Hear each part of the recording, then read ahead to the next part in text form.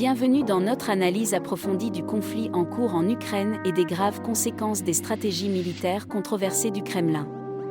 La guerre en Ukraine, qui dure depuis plus d'un an, continue de dévaster la région. Un aspect particulièrement brutal de ce conflit est l'utilisation par l'armée russe de ce que beaucoup ont qualifié de stratégie de « chair à canon ».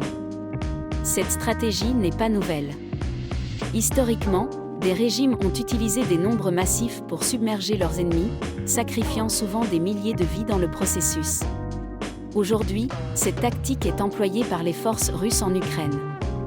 Les soldats russes, dont beaucoup sont jeunes et manquent de formation adéquate, sont envoyés en première ligne avec un équipement minimal. Le but est d'épuiser les défenses ukrainiennes par des vagues d'attaques incessantes, quel qu'en soit le coût humain. Le bilan humain est stupéfiant. Des milliers de soldats russes ont été tués ou blessés. Les survivants parlent souvent de désespoir et de désillusion, se sentant abandonnés par leurs propres commandants. En Russie, les familles des soldats tombés au combat sont de plus en plus vocales sur leur chagrin et leur colère. Malgré les répressions gouvernementales, des protestations émergent, défiant la narrative du Kremlin et remettant en question la justification de la guerre. La communauté internationale a condamné les tactiques du Kremlin. Des organisations de défense des droits de l'homme et des gouvernements du monde entier appellent à des enquêtes et imposent des sanctions à la Russie, espérant faire pression pour mettre fin au conflit.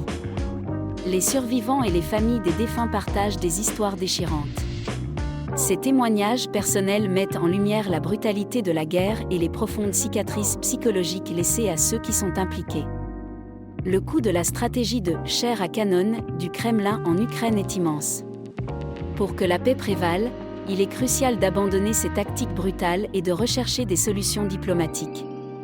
Les voix des soldats et de leurs familles doivent être entendues, et les efforts internationaux doivent continuer à viser la fin de ce conflit dévastateur.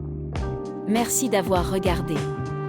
Veuillez aimer, partager et vous abonner pour des analyses plus approfondies. Et souvenez-vous, soutenir la paix et les efforts humanitaires peut faire une différence. Pour plus d'informations, visitez notre site web.